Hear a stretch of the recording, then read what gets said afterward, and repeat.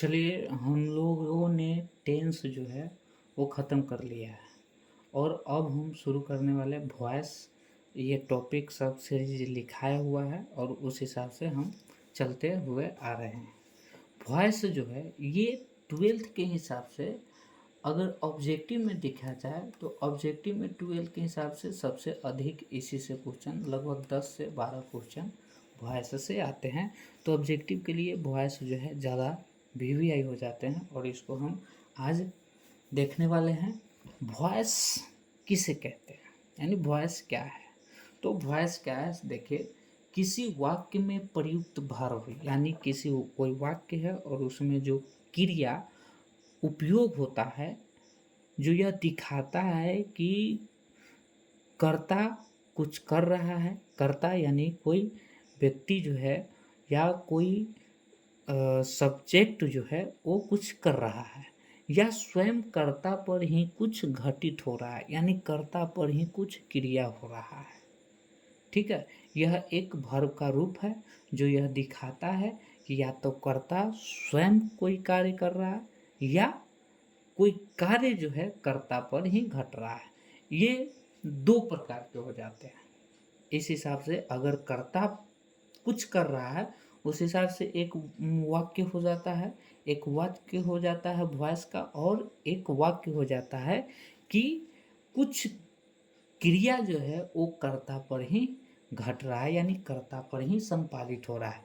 इस हिसाब से वॉइस जो हो जाता है वो वॉइस हो जाता है कितने प्रकार के। इसको उतार लेंगे, पहले उतारिए इसको कि वॉइस किसे कहते हैं। ठीक है, चलिए अब हम चलते हैं आगे की ओर।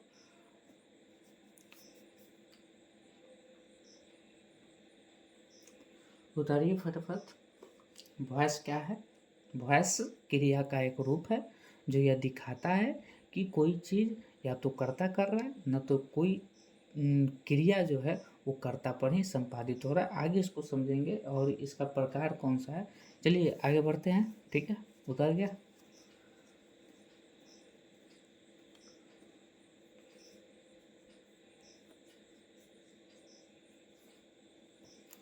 उतारिए।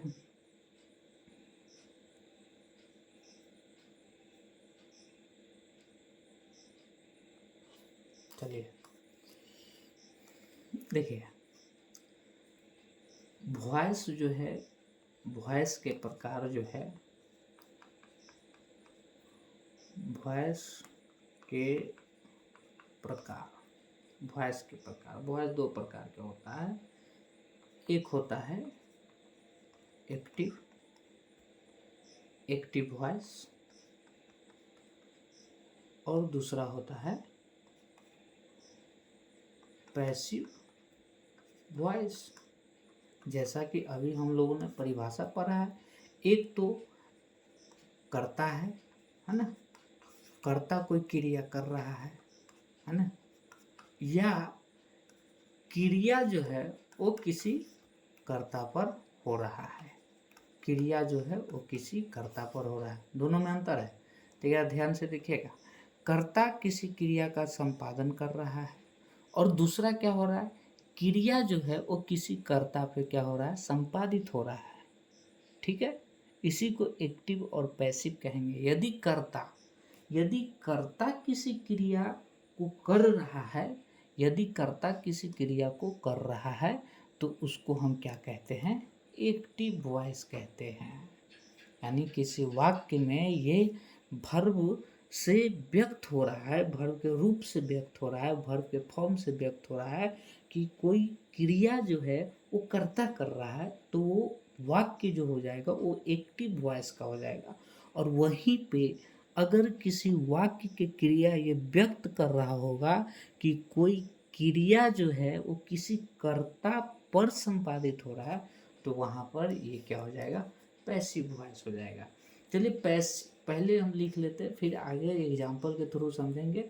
एक्टिव वॉइस के परिभाषा लिखेंगे। ठीक है, एक्टिव वॉइस के परिभाषा लिखते चलेंगे। ठीक, चलिए लिखिए। यदि किसी यदि किसी वाक्य का कर्ता, यदि किसी वाक्य का कर्ता, यदि किसी वाक्य का कर्ता, वाक्य का कर्ता क्रिया का संपादन, क्रिया का संपादन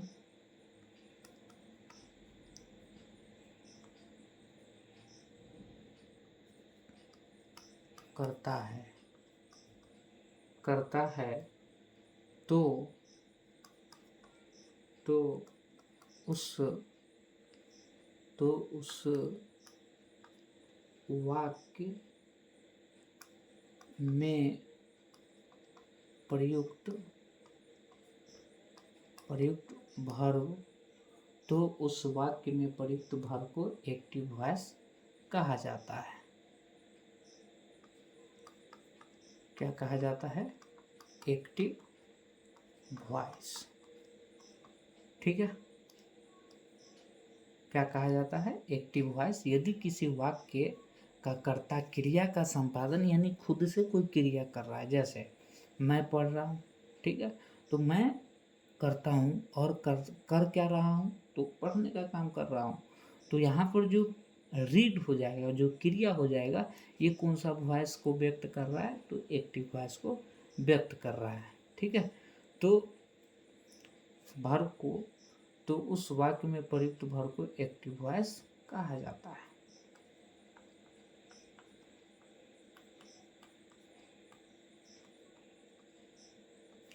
ठीक है, चलिए अब इसको हम एग्जाम्पल से समझते हैं कि ये एक्टिव वॉइस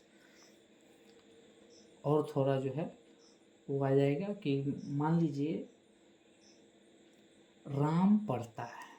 कौन पढ़ता है? राम पढ़ता है, राम पढ़ता है। हम लोग सब जानते हैं राम यहाँ पर क्या है? सब्जेक्ट है। क्या है? सब्जेक्ट यानी करता है। ठीक है, और ये कर्ता जो है ये कार्य कौन कर रहा है? पढ़ने का कार्य कर रहा है। कौन कार्य कर रहा है? पढ़ने का कार्य कर रहा है। तो यहाँ पे कर्ता स्वयं जो है ये पढ़ने का काम करता है, तो ये कौन वॉइस हो जाएगा? तो एक्टिव वॉइस हो जाएगा। कौन हो जाएगा? Active voice. अगर इसको इंग्लिश में जैसे में लिखना है, एग्जाम्पल में लिखते चलेंगे, राम पढ़ता है तो क्या हो जाता है? राम टीचेज, सॉरी, राम पढ़ता है, राम रीड्स। क्या हो जाता है? राम रीड्स। टेंस भी साथ में ध्यान रखना है। ये रीड्स क्यों आया, ये कहाँ से आया, कैसे बना, ये टेंस हम पढ़ लिए हुए हैं, वहाँ से हमको नहीं लगता है कि इसको बनाने में किसी को दिक्कत होगा। राम पढ़ता है, राम रीड्स। यहाँ पर जो रीड्स है ये क्या है? ये क्या है? तो एक्टिव है। ये क्या है? एक्टिव वॉइस है। ठीक है, राम पढ़ता है, कर्ता पढ़ने का काम कर रहा है, राम पढ़ता है। ठीक है, यहीं पे आ जाए, वह खेलता है, वह खेलता है। कर्ता कौन? तो करता है ये सब्जेक्ट जो है कौन हो गया? तो वह हो गया। ठीक है, और ये सब्जेक्ट कौन कार्य कर रहा है? तो खेलने का कार्य कर रहा है। तो यहाँ पर ये क्या हो रहा है? Active voice, active voice. ठीक है, समझ में आया? समझ में आया सबको? क्या हो गया? एक्टिव वॉइस हो गया। चलिए आगे बढ़ते हैं। ये एग्जाम्पल में लिखना, तो वह खेलता है क्या हो जाएगा? वह खेलता ही, और सिंगल है यानी जब थर्ड पर्सन सिंगुलर रूप में रहता है तो इसके टेंस के हिसाब से, टेंस में क्या पढ़ेंगे? थर्ड पर्सन सिंगुलर नंबर रहता है जैसे, तो इसमें प्लेज हो जाएगा। टेंस जिसको स्ट्रक्चर याद नहीं है उसको कुछ समझ में आने वाला नहीं है। ठीक है, एग्जाम्पल, दूसरा एग्जाम्पल ये लिखना है, राम रीड्स ही प्लेज। तो यहाँ पर प्लेज जो है वो किसका रूप है? एक्टिव वॉइस का। किसका है? Active voice. यहाँ जो ये प्लेज है ये क्या व्यक्त कर रहा है कि कर्ता जो है इस क्रिया को संपादित कर रहा है। कर्ता इस क्रिया को संपादित कर रहा है। सबको क्लियर? उतार लो।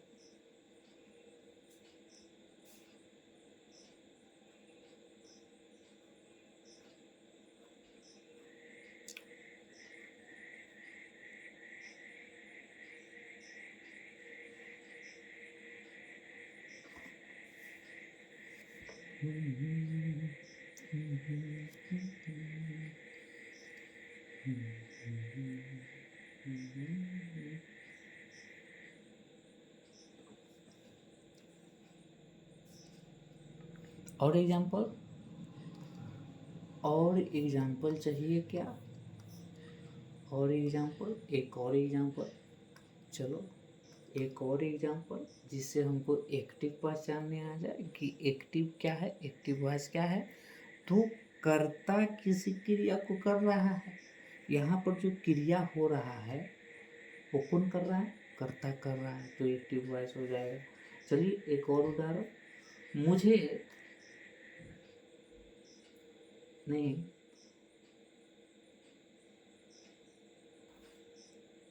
एक और उदाहरण रखो। मैं मदद करूँगा। मैं मदद करूँगा। ठीक है, पहले तो इसका ट्रांसलेशन हो जाए, सब बना ले। मैं मदद करूँगा, क्या बनेगा?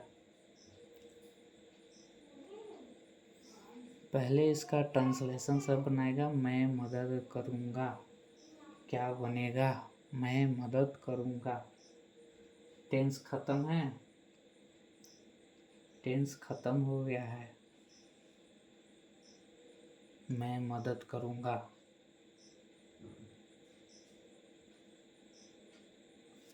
टेंस खत्म है, सब बनाएगा। क्या हुआ? बन गया सभी से? क्या बनेगा? तो आई शैल हेल्प। मैं मदद करूँगा, आई शैल हेल्प। यहाँ पर हेल्प क्या व्यक्त कर रहा है कि कर्ता जो है वो मदद करने का कार्य कर रहा है। यहाँ पर ये क्या हो जाएगा? एक्टिव हो जाएगा। जैसे में लिख लेंगे, जैसे में आई शैल हेल्प एक्टिव वॉइस। ये वाक्य क्या हो जाएगा? कौन सा है? एक्टिव वॉइस है। ठीक है, चलिए अब आ जाए दूसरा नंबर। पहचानने आ गया? अब और क्लियर हो जाएगा जब दूसरा नंबर जान लेंगे। चलिए दूसरा नंबर है वॉइस का पैसिव वॉइस।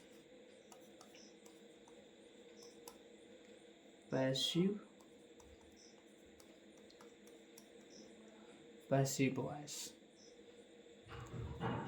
लिखेगा, सभी साथ में लिखना सब। यदि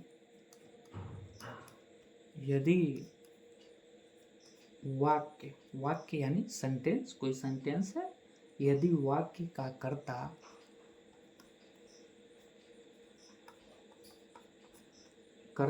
सक्रिय नहीं है,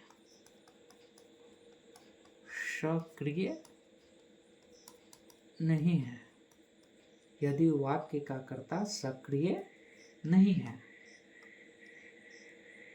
अर्थात क्रिया का संपादन नहीं करता है ना? अर्थात क्रिया का संपादन नहीं करता है, अर्थात क्रिया का संपादन नहीं करता है, बल्कि क्रिया उसी पर, लिखते चलेगा सभी, बल्कि क्रिया उसी बल्कि क्रिया उसी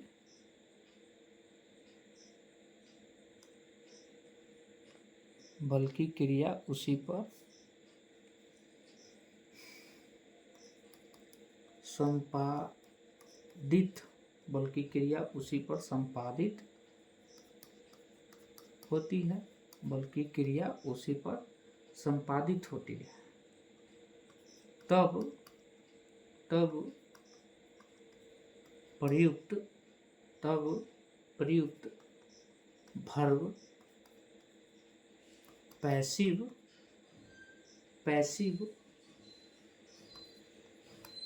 वॉइस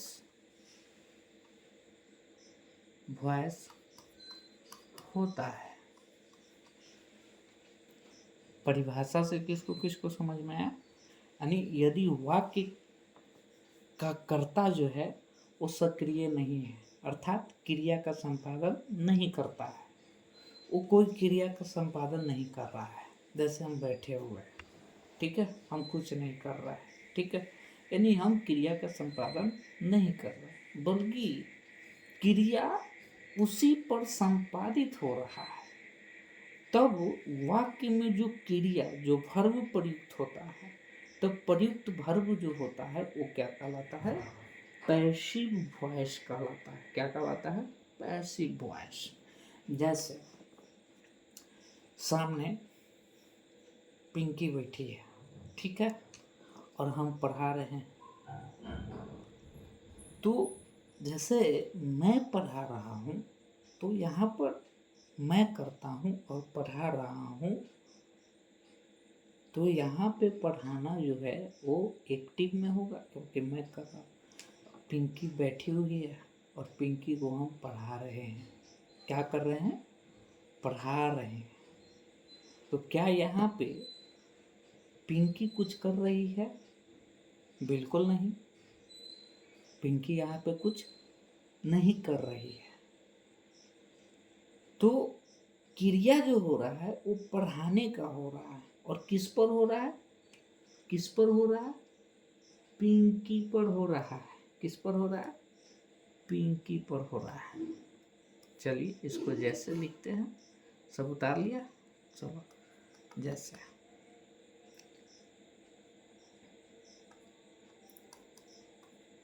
पिंकी को पढ़ाया, पिंकी को पढ़ाया जाता है, पिंकी को पढ़ाया जाता है। अब इसको कैसे बनाएंगे? पिंकी को पढ़ाया जाता है, अब ये कैसे बनेगा? ये जो है ये वॉइस जब एक्टिव से पैसिव जब बदलना सीखेंगे उसमें रूल क्या होता है वो सारा चीज़ बताएंगे कैसे करना है। पिंकी को पढ़ाया जाता है तो क्या हो जाएगा?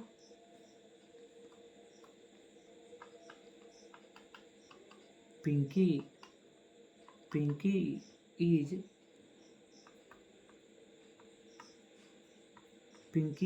टॉट। पिंकी को पढ़ाया जाता है, पिंकी इज टॉट, पिंकी को पढ़ाया जाता है। अब बताइए ये जो पढ़ाने का काम हो रहा है वो किसको हो रहा है? इसको हो रहा है। यहाँ पर क्या ये सक्रिय है? नहीं है। ये क्रिया जो है, ये क्रिया इस पर संपादित हो रहा है। क्रिया जो है जो पढ़ाने का काम है वो किस पर संपादित हो रहा है? तो पिंकी पे संपादित हो रहा है।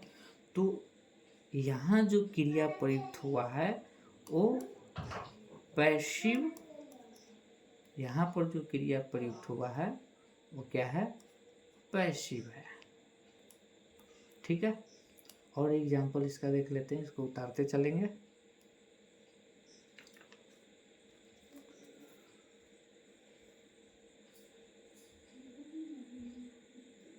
अभी एग्जाम्पल दिए थे मैं मदद करूंगा, तो दूसरा एग्जाम्पल देख लेते हैं। मेरी मदद की जाएगी, मेरी मदद की जाएगी। ठीक है, सबको राइटिंग समझ में आ रहा है? मेरी मदद की जाएगी।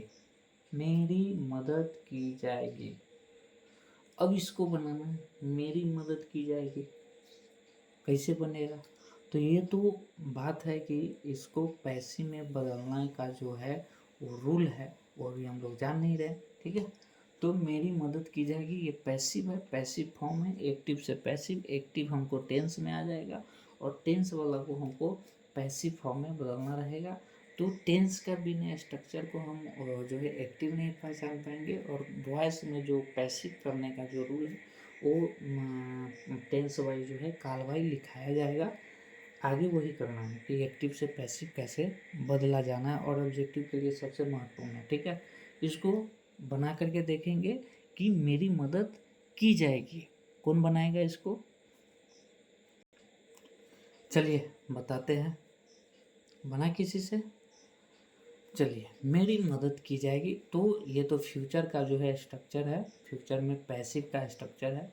बनाते हैं, मेरी मदद की जाएगी। अभी तक किसी से बना या नहीं बना? मेरी मदद की जाएगी, है ना? क्या हो जाएगा? I will be, I shall be helped, I shall be helped. अब ये कैसे आया, कहाँ से आया? चूँकि हम पढ़ेंगे इसको फ्यूचर में, फ्यूचर में कैसे पैसिव बनाया जाता है एक्टिव को, उसमें ये पढ़ेंगे। लेकिन यहाँ पे देखिए, समझने वाला बात अभी हम लोग वो नहीं कर रहे हैं। अभी समझ रहे हैं कौन एक्टिव है और कौन पैसिव है। मेरी मदद की जाएगी, मेरी मदद, यहाँ पर क्या ये जो है सब्जेक्ट है, क्या ये कुछ कर रहा है? नहीं, ये मदद का काम इस पर संपादित होगा। थोड़ा ध्यान से, क्या मैं कुछ कर रहा हूँ? मैं बोल रहा हूँ मेरी मदद की जाएगी, तो क्या मैं कुछ करूँगा? नहीं, जो क्रिया होगा वो जो है मुझ पे, यानी मेरी इस पे संपादित हो रहा है। तो यहाँ पर ये जो वर्ब है, ये वर्ब जो है ये पैसिव फॉर्म है। ठीक है, ये पैसिव वॉइस हुआ। एग्जाम्पल में सभी लिखेगा। ठीक है, और एग्जाम्पल से आगे समझते हैं। और एग्जाम्पल कैसे पैसिव पहचानेंगे, है ना? और एग्जाम्पल समझते हैं। चलिए,